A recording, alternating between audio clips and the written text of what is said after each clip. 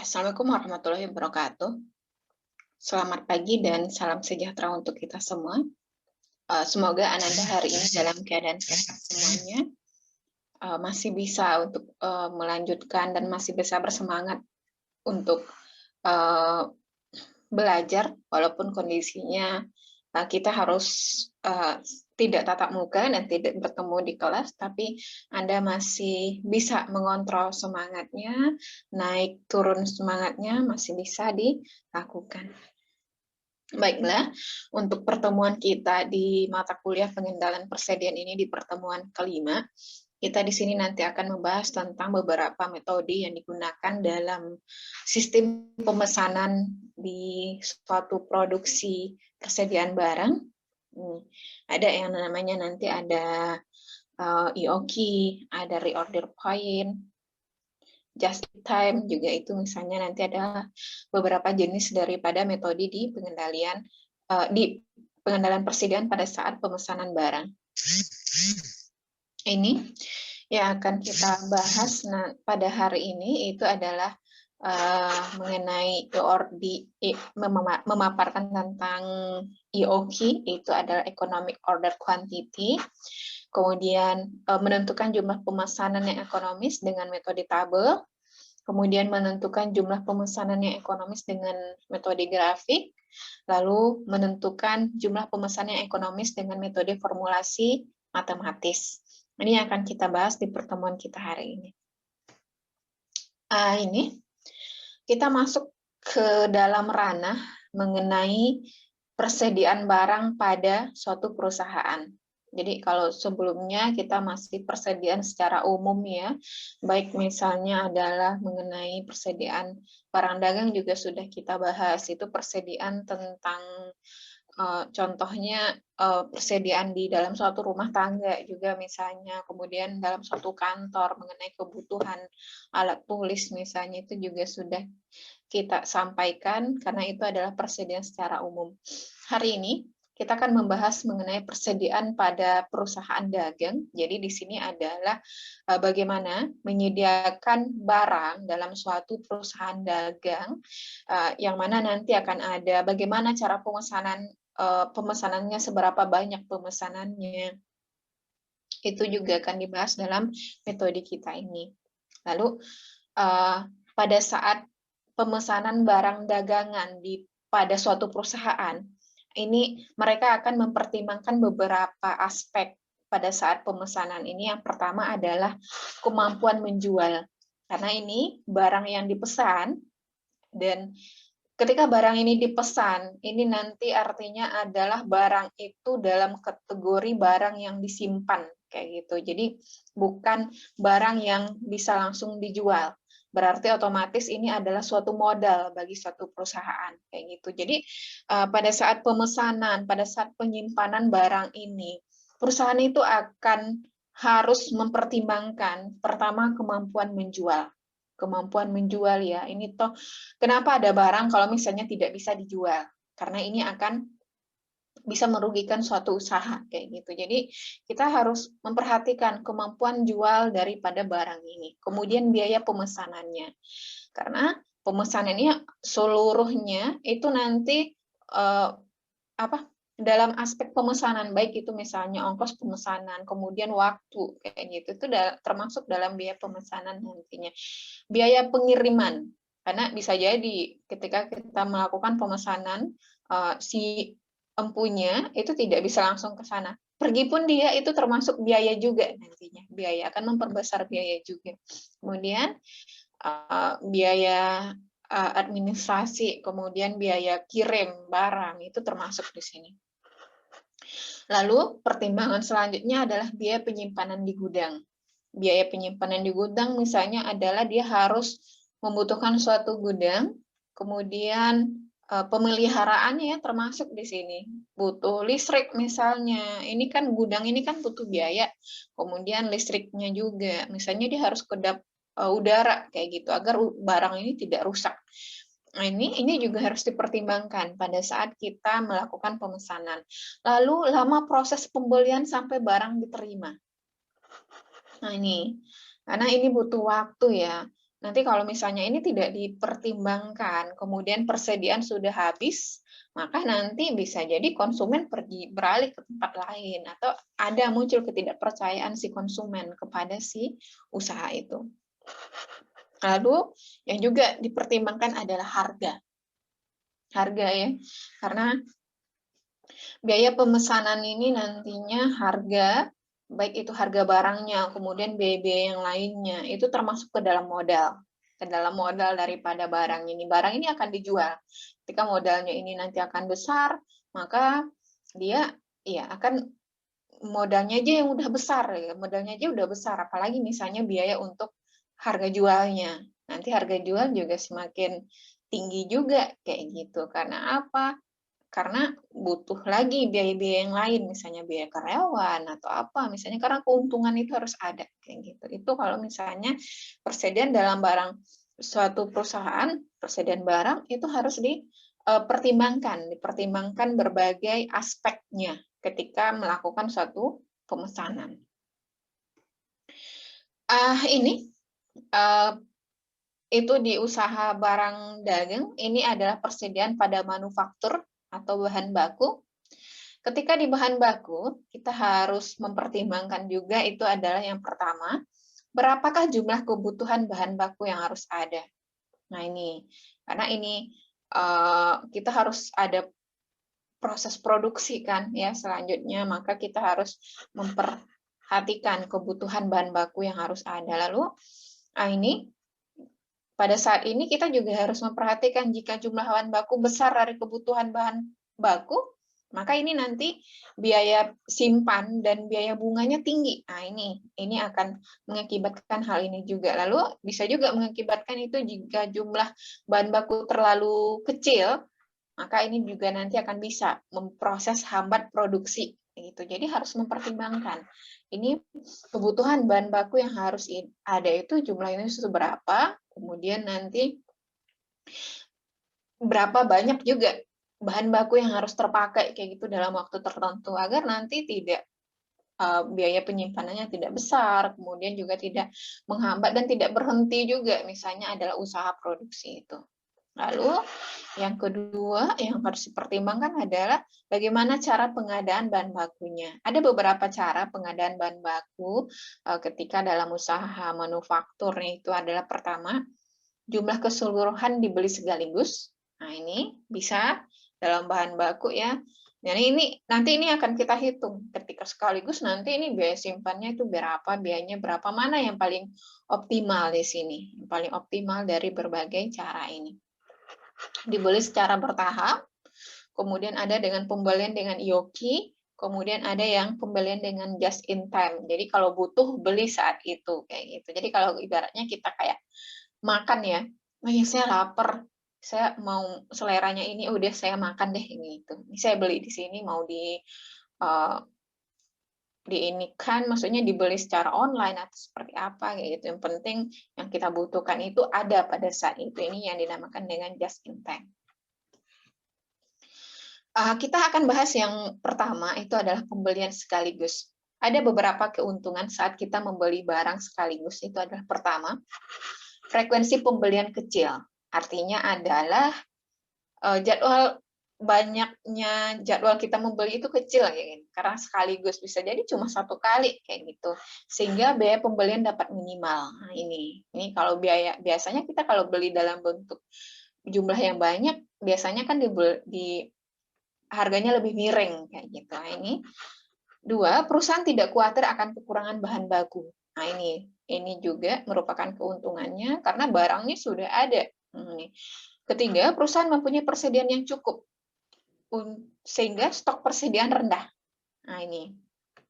Jadi karena mereka sudah produksi dalam 1 tahun misalnya, ini sudah disediakan barangnya, disediakan bahannya kayak gitu. Maka artinya adalah persediaan itu udah cukup. Kemudian stoknya, persediaannya rendah. Jadi untuk menjaga keamanan ini, karena kita harus ada stok seperti nantinya, ini lebih kecil kayak gitu. Karena nanti tahun depannya lagi itu akan dilakukan pembelian sekaligus lagi gitu. Lalu keuntungan keempat, proses produksi dapat berjalan lancar. Ini tidak menghambat karena sudah ada bahan bakunya. Adapun beberapa kerugian dari pembelian sekaligus ini adalah pertama, biaya simpan tinggi. Karena apa? Karena ketika misalnya kita membeli, maka membutuhkan gudang yang besar misalnya, membeli sekaligus ya, membutuhkan gudang yang besar, kemudian biaya pemeliharaannya juga kayak gitu, biaya-biaya yang lainnya juga bisa bisa nanti kalau dijumlah-jumlahkan jadi tinggi kayak gitu. Yang kedua, perusahaan harus menanggung opportunity cost karena dananya sudah terlanjur dibelikan ke bahan baku kayak gitu. Jadi ini dana itu sudah tertanam, uang itu misalnya sudah tertanam di ini barang yang sekaligus ini. Jadi kalau misalnya untuk barang yang sudah dibeli ya, maka jadi dana untuk ini untuk ada kesempatan yang lainnya itu ditanggung oleh perusahaan kayak gitu. Kalau misalnya ada ya udah silahkan kayak gitu. Tapi ini konsekuensinya perusahaan harus menanggung adanya opportunity cost. Lalu ini yang cara yang kedua, pembelian bertahap. Ada keuntungannya. Satu, biaya simpan menjadi kecil.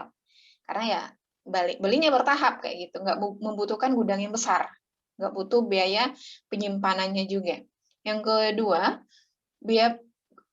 yang kerugiannya itu adalah biaya pesan menjadi tinggi karena frekuensi pembelian berulang-ulang. Nah, ini karena ongkosnya juga, biaya kirim juga, ini akan mempertinggi biaya pesan jadinya. Karena ya dipesannya banyak sekali, banyak kali kayak gitu, banyak kali misalnya dalam 1 tahun itu. Yang ketiga, caranya adalah dengan EOQ atau Economical Order Quantity. Jadi di sini di EOQ itu adalah metode yang kita gunakan pada saat EOQ ini adalah menentukan jumlah pembelian bahan baku yang ekonomis. Jadi kita dilihat dari jumlahnya dulu. Berapa banyak unit yang harus kita pesan kayak gitu. Jadi EOQ ini adalah akan melihat itu adalah seberapa besar sih jumlah barang yang dapat dibeli dengan biaya yang minimal atau pembelian yang paling optimal dari barang yang ingin dipesan itu. Nah, ini yang dinamakan dengan EOQ. Ini pada saat EOQ kita melakukan metode dengan EOQ ini dasar penentuannya itu adalah biaya pesanan dan biaya penyimpan. Ini asumsinya. Berarti harus ada biaya pesanan dan biaya penyimpanan pada EOQ. Nah, EOQ ini pada saat EOQ ini biaya pemesanan itu sama dengan biaya penyimpanan. Nah, ini pada saat di EOQ. Nah, ini yang termasuk ke dalam ordering cost dalam EOQ ini, biaya pemesanan. Biaya pemesanannya itu adalah pertama, biaya selama proses persiapan. Persiapannya aja sudah ada kena dana kayak gitu. Yang mana persiapannya? Pertama adalah persiapan yang diperlukan untuk pemesanan. Kedua, penentuan besarnya kuantitas yang akan dipesan. Nah, ini yang kedua, biaya pengiriman pesanan. Ini yang termasuk dalam biaya pemesanan, biaya pengiriman pemesanan, ongkosnya. Lalu yang ketiga itu adalah biaya penerimaan barang. Yang keempat, biaya selama proses pembayaran. Nah, ini. Lalu apa aja yang termasuk dalam biaya penyimpanan? Itu adalah ada biaya sewa gedung, kalau ini nyewa ya, atau kalau misalnya pemilikan sendiri, nah itu berarti biaya pembangunan gedungnya juga ini bisa. Biaya pemeliharaan, lalu biaya untuk menimbang barang, biaya asuransi, biaya modal. Nah, ini termasuk dalam biaya simpan di EOQ. Ini syarat dalam pembelian dengan metode EOQ. Pertama, harga pembelian per unit konstan. Jadi kalau misalnya belinya 300 unit dalam satu periodenya misalnya adalah 3 bulanan, maka harganya harus konstan. Lalu yang kedua, biaya baku selalu tersedia di pasar setiap dibutuhkan. Nah, ini biayanya bahannya harus ada, bahan bakunya itu harus ada. Ini jangan nanti oh ya periode ini nggak ada, periode ini nggak ada kayak gitu. Ini syarat EOQ tidak terpenuhi. Yang ketiga, kebutuhan bahan baku itu relatif stabil dalam sepanjang tahun itu. Ini kebutuhannya relatif stabil. Jadi Berarti polanya itu adalah di sekitaran rata-rata, kayak gitu, di sekitaran rata-rata mengenai kebutuhan bahan bakunya, nggak melonjak, oh tinggi habis itu turun lagi, tapi dia adalah stabil. Nah, itu adalah syarat-syarat daripada IOKI. Asumsi daripada IOKI yang pertama adalah jumlah kebutuhan bahan mentah sudah dapat ditentukan lebih dahulu secara pasti untuk penggunaan selama 1 tahun atau 1 periode. Jadi ketika kita melakukan pemesanan dengan metode IOKI ini, jumlah kebutuhan yang akan kita butuhkan itu kita sudah tahu. Sudah tahu ya seberapa besarnya. Kemudian yang kedua, penggunaan bahan baku pada tingkat yang konstan secara kontinu.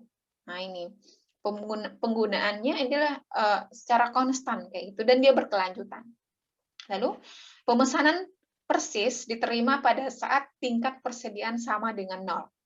Pesanan persis diterima pada saat tingkat persediaan 0. Ini kan pesanan ya, belum masuk ke gudang kayak gitu. Jadi ketika gudangnya sudah 0, maka pesanan itu masuk kayak gitu. Jadi atau di atas seperti stok. Jadi kan kalau misalnya kita di usaha itu kan persediaan darurat kayak gitu, persediaan darurat, maka dia harus di atas persediaan darurat. Nah, ini. Maka ini selanjutnya harga konstan selama periode tersebut. Harga konstan selama periode tersebut dan tidak berubah-ubah ini. Ini cara menghitung IOKI. Itu adalah akar dari 2 kali R kali S per P kali L, yang mana R adalah jumlah dalam unit yang dibutuhkan selama 1 periode. S, biaya pemesanan setiap kali pesan. P, harga pembelian per unit yang dibayar. L, biaya penyimpanan dan pemeliharaan di gudang. Ini kalau ini biasanya dalam bentuk persentase disajikan. Ini kita contohkan, biaya penyimpanan dalam pemeliharaan di gudang adalah 40% dari nilai persediaan di gudang. Biaya pemesanan itu adalah 15 juta setiap kali pemesanan. Nah ini, 15 juta setiap kali pemesanannya. Lalu jumlah material yang dibutuhkan selama setahun itu adalah 1.200 unit dengan harganya adalah 1 juta per unitnya. Nah ini yang akan kita hitung adalah berapa IOKI-nya, jumlah unit pemesanannya. Maka ini 2 RS per P kali L. Maka ini jumlah material dalam satu periodenya itu adalah 1.200. Kemudian jumlah biaya pemesanannya 15 juta, harganya per unit 1 juta. Kemudian ini biaya penyimpanannya adalah 0,04, sehingga didapatkanlah bentuknya adalah ini, sehingga untuk ini dilakukan pemesanannya itu adalah sebanyak 300 unit. Nah ini 300 unit untuk IOKI-nya. Per periodenya itu adalah 300 unit. Artinya ini adalah yang paling ekonomis dalam pemesanan itu adalah 300 unit sekali pemesanan. Jadi karena ini adalah barangnya 1.200 bagi 3, maka adalah 4 kali pesan dia. 4 kali pesan dengan setiap kali pesan adalah 300 unit. Ini baru dioptimal. Nah ini padahal ini kita coba nanti dengan metode tabel untuk melihat mana yang paling ekonomis ini pada saat kita pemesanan barang. Jadi barang yang 1.200 ini bisa kita pesan dengan beberapa cara ya, dengan beberapa cara. Yang mana bisa kita pesan 1.200 dengan pemesanan 1 kali. Lalu 600 dengan pemesanan 2 kali. Nah ini 400 dengan pemesanan 3 kali, 300 unit pemesanan 4 kali, 200 unit 6 kali, 1.200 unit 10 kali, lalu 100 unit dengan 12 kali pemesanan. Berarti per bulan itu mesan kayak gitu. Kita lihat mana yang paling optimal di sini. Ini perhitungan daripada economical order quantity-nya. Ini adalah frekuensi pembelian. Ada yang tadi pembeliannya dengan 1 kali, ada yang 2 kali, 3 kali. Nah ini 4 kali, 6 kali. Tadi 4 kali ini dengan IOKI ya. 10 kali, 12 kali. Kita lihat nantinya. Ini kita buat pertanyaan, mana yang paling optimalnya nanti. Berapa bulan pemesanan yang dilakukan? Ini 12 kali. Ini 6 kali. Ini 4 kali. 4 kali, 4 bulan ya. Dalam 4 bulan, berapa bulan sekali pemesanan dilakukan. Jadi ini 3 kali. Ini 3 bulan. Dalam setiap 3 bulan. Ini dalam setiap 2 bulan, dalam setiap 1,2 bulan, dalam setiap 1 bulan. Ini 1 bulan, setiap sebulan dia mesan kayak gitu. Ini jumlah unit setiap kali pemesanan. Ini 1.200 sekaligus dia. Ini masing-masingnya 600. Ini 400, ini 300, ini 200, 120, 100. Nilai persediaan ini adalah 1.200.000.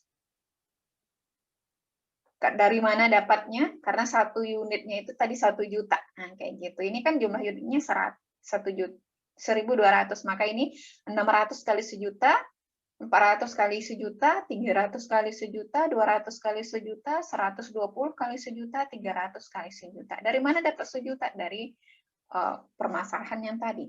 Nilai persediaan rata-ratanya ini, karena ini rata-rata, jadinya persediaan rata-ratanya dibagi 2 aja. Ini masing-masingnya bagi 2. Nah, ini setiap daripada banyak kali pemesanan. Lalu biaya simpannya 40%. 40%-nya dari ininya ya. Dari biaya persediaannya.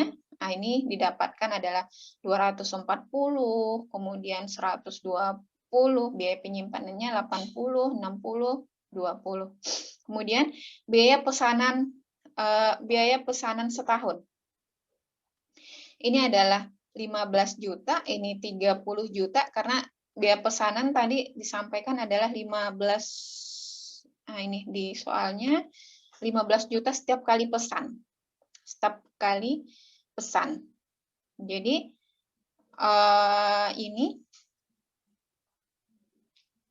ini karena dia 1 kali pesan, maka 15 juta, 2 kali pesan, 30, 3 kali pesan, 45, 4 kali pesan, 60, 6 kali pesan, 90, 10 kali pesan, 150, dan 12 kali pesan, 180. Kayak gitu. Jadi jumlah biaya semuanya.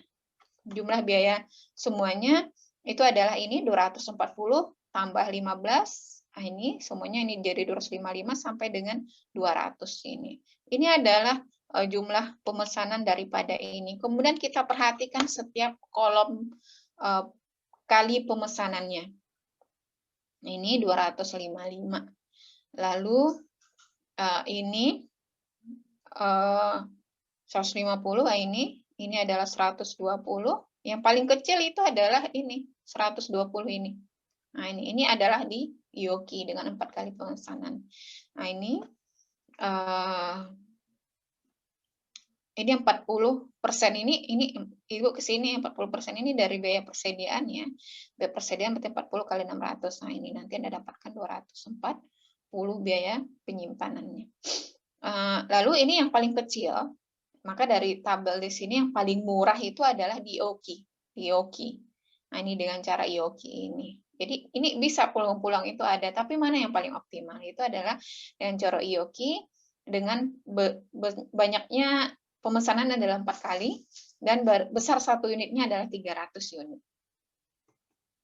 Ini minta tolong dikerjakan sebagai bentuk latihan, nanti Anda upload di e-learning.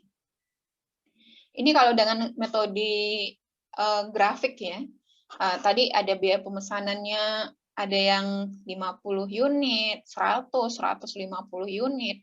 Ini ada 200, 250, ada 300. Kemudian ini adalah besarnya pesanan dalam unit. Ini adalah biaya-biayanya tadi, kayak gitu. Ini baru kita lihat dari nilai-nilai tadi, mana yang menjadi jumlah pemesanan di sini, kemudian mana yang Yoki ternyata oh ya dia berada di sini. Kita buat grafiknya, jumlah biaya pemesanannya dalam satu periode itu yang mana, kayak gitu. Lalu ini adalah jumlah biaya pemesanan selama satu periode, ini jumlah biaya variabel selama satu periodenya. Oh iya, ini ternyata terlalu ini kayak gitu. Ini adalah yang paling ininya adalah di sini. Ini adalah 300. 300 ini tadi adalah biaya pesanannya dalam unit punyanya IOKI ya, kayak gitu. Ini menetapkan IOKI berdasarkan besarnya biaya penyimpanan ini dengan bentuk IOKI sama dengan akar dari 2 kali R kali S per C, di mana C adalah biaya penyimpanan per unit. Kalau yang tadi adalah kita kali C, ini berarti adalah P kali L itu. Ini contohnya material yang dibutuhkan 1.600 unit, kemudian biaya pemesanannya sebesar 100 juta setiap kali pemesanan, kemudian biaya penyimpanannya adalah 0,5. Maka besarnya IOKI-nya adalah 2 kali 1.600 kali 100 juta. Nah, ini kita akarkan bagi 0,5, ini dapatnya adalah 800 unit untuk perhitungannya. Ini lalu kita biaya pemesanan, kemudian ada seperti stoknya, berarti barang darurat kayak gitu. Ini jika perusahaan menetapkan jumlah minimum persediaan yang harus ada di gudang, nah ini dinamakan dengan minimum persediaan itu dengan seperti stok, maka jumlah barangnya adalah ada di gudang, berarti IOKI ini ditambah dengan seperti stok. Ini adalah untuk yang barang darurat. Yang barang darurat ya, yang ini seperti stoknya. Kalau misalnya seperti IOKI-nya belum terpenuhi, maka inilah yang keluar kayak gitu. Ini setiap kali jumlah persediaan mencapai seperti stok, maka perusahaan harus segera membeli besarannya IOKI. Nah, ini. Jadi ini ketika sudah masuk di sini, maka mereka sudah harus membeli. Ini adalah untuk pengingat sih sebenarnya. Persediaan di gudang itu tidak akan pernah mencapai 0 karena ada seperti stoknya di sini. Ini dengan soal kita yang tadi ada 300 unit ya IOKI-nya. Ini ketika misalnya ada seperti stoknya 25, ya 25, maka barang di gudang itu adalah tersedia itu adalah IOKI tambah seperti stok. Jadi jumlahnya adalah 325. Ini ada lagi reorder point. Ini reorder point adalah titik yang menunjukkan jumlah barang yang harus ada di gudang. Sewaktu perusahaan harus mengadakan pemesan lagi, sehingga penerimaan material yang dipesan itu tepat waktu di mana persediaan di atas seperti stok sama dengan 0 kayak gitu. Jadi ini adalah kita memesan lagi kayak gitu ya, memesan lagi suatu barang yang mana barang ini harus ada di gudang itu. Seberapa banyak menyatakan adalah jumlah barang yang harus ada di gudang. Ini dinamakan dengan reorder point kayak gitu. Ini pada saat ini seperti stok itu adalah batas pengamanan persediaan yang harus ada. Jadi ketika misalnya barang itu di gudang sudah mencapai seperti stok sudah dikeluarkan, maka kita harus melakukan pemesanan lagi. Ini pemesanan lagi.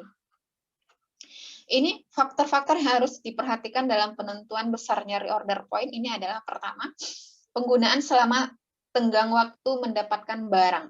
Nah, ini kita harus mengetahui jumlah yang jumlah yang terpakai, barang itu terpakai pada saat waktu tenggang, pada saat waktu lead time-nya. Waktu tenggang ini dinamakan dengan adalah barang datang,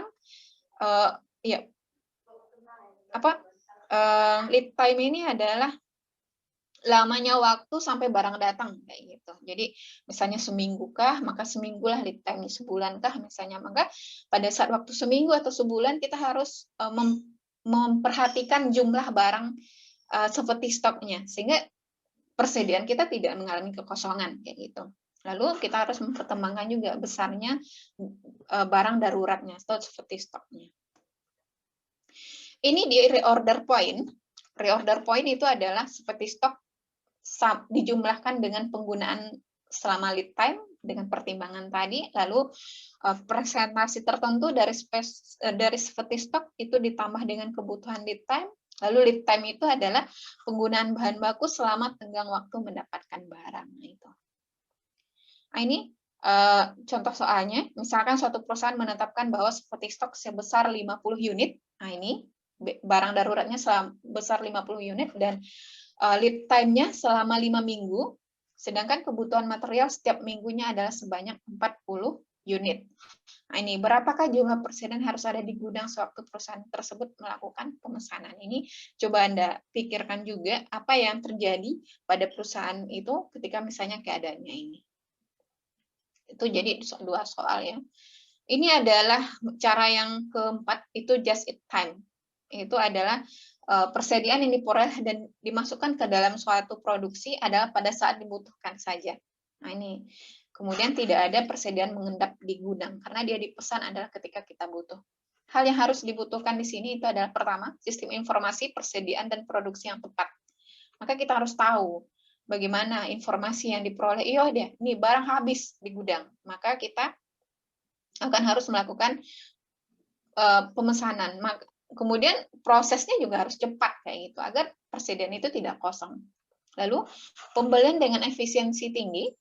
Ketiga, pemasok yang dapat diandalkan. Ini benar-benar memang dapat diandalkan. Kalau enggak, nanti akan persediaan itu akan kosong kayak gitu. Kemudian pengelolaan yang efisien. Nah, ini di just in time. Ini membutuhkan resiko sih ya, karena pemasok juga, ya, pemasok. Iya, sesuatu keadaan yang kadang tidak kita duga keadaannya, kayak gitu. Ini dengan cara perhitungan, ini tingkat perputaran bahan baku, TPBB, bisa kita hitung dengan cara bahan baku yang digunakan per rata-rata bahan baku, ini berapa kali dia, kemudian pada saat ini maka persediaan bahan bakunya berapa, pembeliannya itu berapa, kemudian returnnya berapa, ini nanti ditambahkan, dikurangi. Nah, ini sehingga didapatkan jumlahnya. Bahan baku yang tersedia, kita hitung berapa harganya, persediaan akhir bahan bakunya juga berapa, bahan bakunya yang digunakan, sehingga kita mendapatkan bahan baku yang digunakan. Nah, ini menghitung tingkat perputaran barang setengah jadi, kita bisa menghitungnya dengan cara harga pokok produksi dibagi dengan rata-rata barang dalam proses, maka didapatkan kalinya nanti. Ini bagaimana persediaan barang dalam proses awal itu seperti apa, sehingga bahan bakunya juga yang digunakan, upah langsung berapa, macam-macam biaya produksi tidak langsung berapa, persediaan akhir barang dalam proses berapa, sehingga diperoleh adalah harga produksi. Maka nanti itu yang dimasukkan dalam tingkat perputaran barang setengah jadi. Kemudian tingkat perputaran barang jadi. Ini adalah harga pokok dibagi dengan rata-rata barang jadi. Harga pokok bisa kita peroleh dengan cara persediaan barang jadi di awal tahunnya berapa, harga pokok produksi berapa, kemudian barang jadi tersedia dijualnya berapa, persediaan akhir barangnya jadinya berapa, karena kita harus tahu itu berapa nilainya. Harga pokok penjualan diperoleh. Maka itu yang bisa kita cari nanti, itu adalah tingkat dari perputaran barang jadi. Ya, itu pembahasan kita mengenai materi kita pada hari ini mengenai persediaan dalam suatu manufaktur atau persediaan barang dalam suatu perusahaan. Nanti jika ada yang mau ditanyakan silahkan. Ibu mohon maaf, selamat pagi, salam sejahtera untuk kita semua dan sehat selalu dan serta semangat belajarnya. Mohon undur diri. Assalamualaikum warahmatullahi wabarakatuh.